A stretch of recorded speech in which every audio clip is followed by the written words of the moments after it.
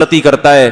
وَخَيْرُ الْخَطَّائِينَ التَّوَّابُونَ, سب سے بہتر غلطی کرنے والے وہ ہیں جو توبہ کر لیں.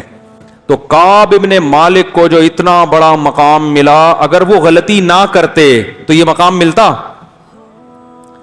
اس لیے علماء کہتے ہیں بعض دفعہ انسان گناہ کر کے ایسے مقامات تک پہنچ جاتا ہے جہاں تک وہ نہیں پہنچتا جس نے گناہ نہ کیوں. اب یہ عجیب بات ہے نا, یہ باتیں بتائی نہیں جاتی. کیوں بتائی نہیں جاتی؟ کہ اس بہانے لوگ گناہ نہ کرنا شروع کر دیں. تو اصل میں وہ گناہ کی وجہ سے نہیں پہنچتا, گناہ سے توبہ اس نے ایسی خاندانی کی ہوتی ہے کہ گناہ کرنے سے پہلے جو اس کا تعلق تھا نا اللہ سے, گناہ کے بعد جب توبہ کی ہے تو پہلے سے بھی زیادہ مضبوط تعلق ہو گیا.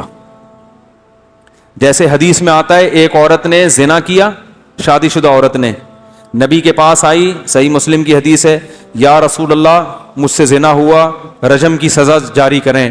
4 دفعہ آئی, آپ نے حکم دیا پتھروں سے مار کے ہلاک کیا جائے. تو پتھروں سے مار کے اس کو ہلاک کیا گیا. آپ نے نماز جنازہ پڑھی. حضرت عمر نے فرمایا یا رسول اللہ ایک زانیہ عورت کا جنازہ پڑھاتے ہیں. آپ نے فرمایا لقد تابت توبۃ لو قسمت 70 من اہل المدینہ لوسعتہم, ایسی خاندانی توبہ کی ہے کہ اگر مدینہ کے 70 گناہ گاروں میں ڈیوائڈ کر دی جائے تو ہر ایک کی بخشش ہو جائے. تو اب ہم یہ کہہ سکتے ہیں نا کہ ان سے زنا نہ ہوتا تو اتنا بڑا مقام نہ ملتا. تو یہاں زنا نہیں ہے, زنا سے توبہ, زنا کی وجہ سے مقام نہیں ملا. زنا سے توبہ ایسی کی ہے کہ ایسی توبہ کوئی کرتا نہیں ہے کہ اپنے آپ کو پتھروں سے ہلاک کروانے کے لیے پیش کر دیا. یہ بڑی بات ہے نا کہ اتنا آخرت کا خوف کہ مجھے دنیا میں سزا چاہیے آخرت میں نہیں چاہیے. حالانکہ پتہ بھی ہے کہ توبہ کر لو گے تو معاف ہو جائے گا, لیکن تسلی نہیں ہو رہی, نہیں بھی سزا چاہیے. تو اس سے پتہ چلتا ہے بھائی غلطی کوشش کرو غلطی نہ ہو. دیکھو اس امید پہ غلطی کرنا کہ میں توبہ کر لوں گا بعد میں, یہ بہت بڑی حماقت ہے. یہ ایسے ہے جیسے اپنے آپ کو زخمی کرو اس امید پہ کہ بعد میں علاج کر لوں گا. تو ایسا تو کوئی بھی نہیں کرتا نا, ہو گیا نہ چاہتے ہوئے بھی ہو گیا, پھر ہے توبہ. تو کعب ابن مالک نے یہ سوچ کے تھوڑی غزوہ تبوک سے پیچھے رہ گئے تھے کہ بعد میں توبہ کروں گا, بلکہ وہ تو شیطان نے ورغلایا اور کھیتیاں پکی ہوئی تھیں, پورے سال باغ پہ محنت کی تھی, گرمی تھی, اب کھجور کھانے کا وقت آیا, سارے سال کی محنت ضائع ہوتے ہوئے نظر آ رہی ہے کہ تبوک میں چلے گئے تو, اور پھر یہ بھی سوچ رہے ہیں ہم تو ہر جنگ میں شریک رہے ہیں تو اس میں نہیں گئے تو کیا ہو گیا. تو اس طرح سے شیطان نے کیا کیا, روک لیا. اور شیطان کو پتا ہوتا نا کہ یہ ایسی خاندانی توبہ کریں گے, وہ کہتا بھائی آپ جائیں. وہ کیا کہتا, بولو بھائی, شیطان نے قسم اٹھائی تھی نا اللہ سے کہ ان سے نافرمانی کرا کے چھوڑوں گا. تو اللہ نے بھی کیا فرمایا, دوسری روایت میں آتا ہے کہ جو توبہ کرے گا میں اس کو معاف کر دوں گا. تو شیطان اپنا کام کرا رہا ہے, آپ اپنا کام کرو. شیطان اگر پچھاڑ دیتا ہے تو توبہ کر کے اللہ کو مناؤ دوبارہ. تو کعب ابن مالک کی جو کو اتنا جو عزت ملی اس لیے کہ غلطی کا اعتراف کیا, جو سزا مل رہی ہے اس کو اللہ کا حکم سمجھ کے برداشت کیا. اتنا بڑا مقام مل گیا ان کو جو غزوہ تبوک میں پیچھے رہ گئے تھے. منافقین نے کیا کیا اور مخلصین نے کیا کیا, اب دونوں کا آپ دیکھیں.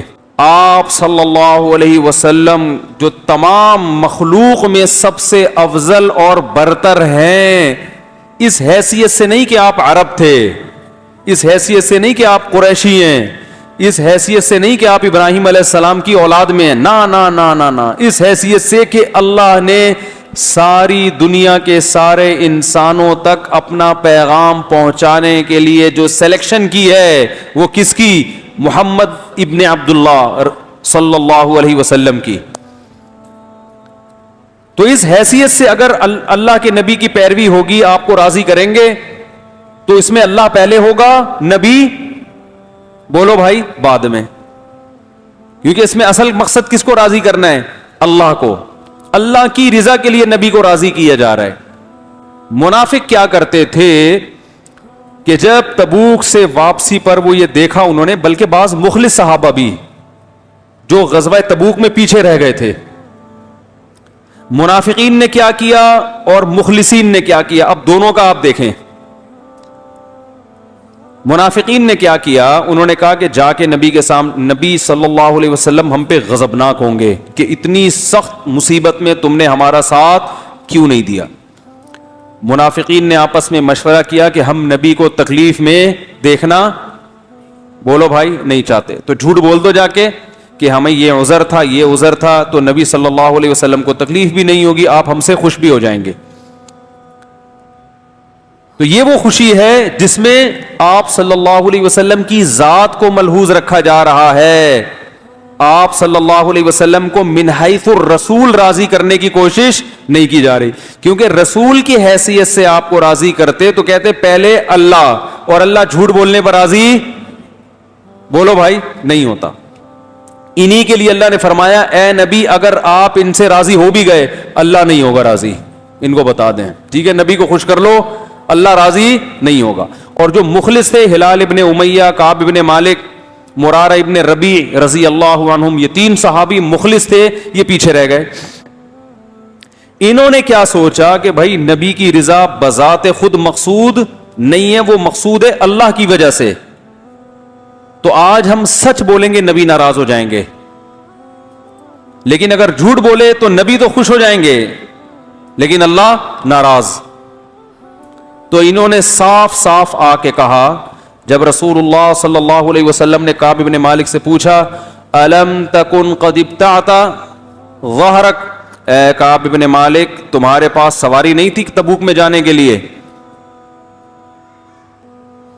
تو انہوں نے کیا فرمایا، یا رسول اللہ سب کچھ میرے پاس موجود تھا، کوئی عذر نہیں، کوئی عذر نہیں پیش کر سکتا میں۔